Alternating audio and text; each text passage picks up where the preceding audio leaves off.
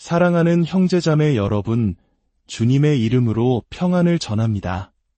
오늘 우리가 함께 나눌 이야기에 앞서 잠시 여러분을 위해 기도하고 싶습니다. 이 말씀을 듣는 모든 분들의 마음에 하나님께서 주시는 깊은 위로와 지혜가 임하기를 소망합니다. 만약 오늘 이 이야기가 여러분의 영혼에 작은 울림이라도 준다면 좋아요와 구독을 통해 이 은혜를 더 많은 이들과 함께 나눠주시길 부탁드립니다. 여러분의 작은 행동 하나가 누군가에게는 절실히 필요했던 복음의 빛을 전하는 귀한 사역이 될 수 있습니다. 주님의 축복이 여러분과 가정에 늘 함께 하시기를 기도합니다. 자, 이제 성경 마가복음 한 장을 펴주시길 바랍니다. 많은 성경 주석가들은 마가복음에 대해 이렇게 말합니다. 만약 당신이 마가복음을 제대로 읽는다면 마지막 장을 덮을 때쯤에는 완전히 기진맥진하게 될 것이라고 말입니다. 저 또한 그 말에 깊이 동감합니다. 왜냐하면 마가복음은 마치 속도감 있는 다큐멘터리처럼 예수 그리스도의 사역을 숨 쉴 틈 없이 보여주기 때문입니다. 마치 빠른 셔터 스피드로 무수히 많은 스냅 사진을 찍어 연달아 보여주는 것과 같습니다. 찰칵, 찰칵, 찰칵, 쉴 틈 없이 사건들이 터져 나옵니다. 마가복음 한 장만 보아도 그렇습니다. 10절을 보십시오. 예수님께서 세례를 받으시고 물에서 올라오실 때 곧 하늘이 갈라지고 성령이 비둘기같이 자기에게 내려오심을 보셨다고 기록합니다. 12절에서는 성령이 곧 예수를 광야로 몰아내셨다고 합니다. 18절에서는 시몬과 안드레가 곧 그물을 버려두고 예수를 따랐다고 말합니다. 이 곧이라는 단어는 멈추지 않고 계속해서 등장합니다.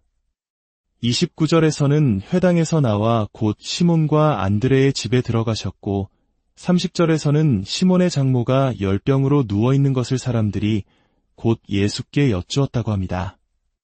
곧, 즉시, 마가복음은 우리에게 예수님의 사역이 얼마나 긴박하고 쉴 틈 없이 이루어졌는지를 생생하게 보여줍니다. 우리가 여기서 분명히 보아야 할 것이 있습니다. 예수님은 단 한순간도 하나님이기를 멈추신 적이 없습니다. 그러나 그분은 이 땅에서 행하신 모든 일을 성령의 능력을 힘입은 온전한 인간으로서 감당하셨습니다. 그분은 첫 번째 아담의 실패를 되돌리기 위해 오신 마지막 아담이셨습니다. 그리고 이 숨가쁜 하루가 저물어갈 때쯤 우리는 32절에서 매우 중요한 장면에 도달합니다. 해가 지고 저녁이 되자 사람들은 모든 병든 자와 귀신 들린 자를 예수께로 데려옵니다. 온 동네가 그 문 앞에 모여들었습니다. 예수님은 각색 병든 많은 사람을 고치시며 많은 귀신을 내쫓으셨습니다. 잠시 이 장면을 상상해 보십시오. 르네상스 시대의 화가들은 이 장면을 어떻게 그렸을까요? 아마도 질서정연하게 줄을 서서 차분히 자신의 차례를 기다리는 사람들 가운데 온화한 미소를 띤 예수님의 모습을 그렸을지도 모릅니다. 하지만 현실은 전혀 그렇지 않았을 것입니다. 제가 페루의 산타로사라는 산골 마을에 유료 선교를 갔을 때의 경험을 나누고 싶습니다. 한 의사 선생님과 동행했는데 그 마을 사람들은 평생 의사를 본 적이 없는 사람들이었습니다. 마을에 의사가 왔다는 소문이 퍼지자 그 순박했던 사람들이 돌변하기 시작했습니다. 그들은 밤낮으로 줄을 서서 의사에게 가려고 애썼습니다. 자신의 아이가 아픈 부모, 고통받는 가족을 둔 이들은 절박함의 때로는 공격적으로 변하기도 했습니다. 내 아이가 살 수 있는 유일한 희망이야 라는 절규가 가득했습니다. 그 의사는 꼬박 사흘 밤낮을 작은 흙집에 갇혀 쏟아져 들어오는 환자들을 돌보았고 결국에는 제대로 걷지도 못할 만큼 완전히 탈진하고 말았습니다.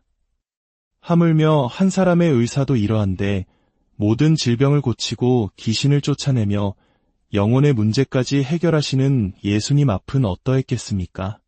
그곳은 절망에 빠진 사람들로 가득한 전쟁터와 같았을 것입니다. 악령 들린 아이들, 죽어가는 사람들, 부모들은 자식을 살리기 위해 폭력적으로 변할 수도 있고 심지어 지붕을 뜯어낼 만큼 필사적이었을 것입니다. 바로 그 한가운데에 메시아, 예수 그리스도께서 서 계셨습니다. 하루 종일 수많은 사람들을 치유하고 악한 영들과 싸우시며 그분의 몸에서 능력과 생명이 끊임없이 흘러나갔습니다. 그분은 문자 그대로 완전히 소진되고 녹초가 되셨을 것입니다.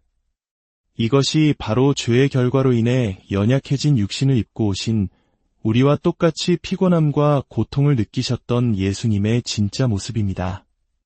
그렇다면 그토록 지친 밤을 보낸 후 예수님은 무엇을 하셨을까요? 35절을 보십시오. 새벽 아직도 밝기 전에 예수께서 일어나 나가 한적한 곳으로 가사 거기서 기도하시더니 여러분 보십시오. 여전히 밖은 어두웠습니다. 칠흑 같은 어둠 속에서 사역을 마치셨는데 다시 칠흑 같은 어둠 속에서 일어나신 것입니다. 육신은 천근만근이었을 것입니다.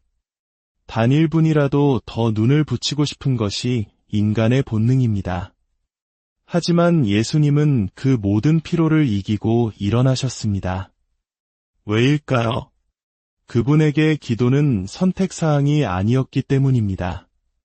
그것은 영적인 호흡이었고 생존 그 자체였습니다. 사람들을 사랑하셨지만 그들을 진정으로 도울 힘을 얻기 위해 먼저 홀로 하나님을 만나야 하셨습니다. 바로 이 한적한 곳, 이 고독의 시간이 모든 사역의 원동력이었던 것입니다. 만약 당신이 이 한적한 곳으로 가지 않는다면 당신은 이 땅의 단 한 영혼도 진정으로 도울 수 없습니다. 그때 시몬과 그의 동료들이 예수님을 찾아와 말합니다. 모든 사람이 주를 찾나이다. 이 말은 얼마나 그럴듯하게 들립니까? 예수님, 지금 기도할 때가 아닙니다. 밖에는 당신을 필요로 하는 아픈 사람들이 넘쳐납니다. 우는 아기들, 고통받는 사람들이 저렇게 많은데 한가롭게 개인적인 경건의 시간을 갖고 계시다니요. 이것이 바로 사탄이 우리를 속이는 방식입니다. 가장 거룩하고 선한 일을 핑계로 가장 중요한 하나님과의 교제를 막는 것입니다. 저는 오늘날 신학 지식은 풍부하지만 기도의 능력을 잃어버린 많은 이들을 봅니다. 로마서와 에베소서를 통째로 외우고 칼뱅과 오웬의 교리에 대해 밤새도록 토론할 수는 있지만 그들의 삶에는 아무런 능력이 나타나지 않습니다. 그들은 책을 통해 하나님에 대해 배우는 것과 골방에서 기도를 통해 하나님을 직접 만나는 것의 차이를 알지 못합니다. 젊은 시절 제가 사역의 부르심을 느꼈을 때 한노 목사님을 찾아갔습니다. 그분은 살아있는 기도의 사람이었습니다. 제가 사무실에 들어갔을 때 그분은 제게 이렇게 물으셨습니다. 아들아, 너는 홀로 있을 수 있느냐? 저는 그 말이 진리를 전하다가 사람들에게 미움받고 외로워질 수 있냐는 뜻인 줄 알았습니다. 하지만 그분의 의도는 그것이 아니었습니다.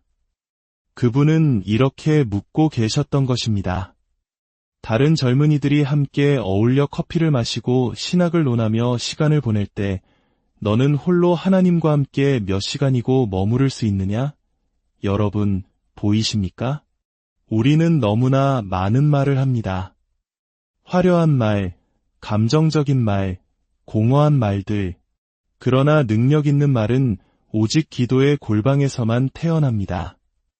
예수님은 제자들에게 기도를 가르쳐 달라는 요청을 받으셨을 때 복잡한 이론을 설명하지 않으셨습니다.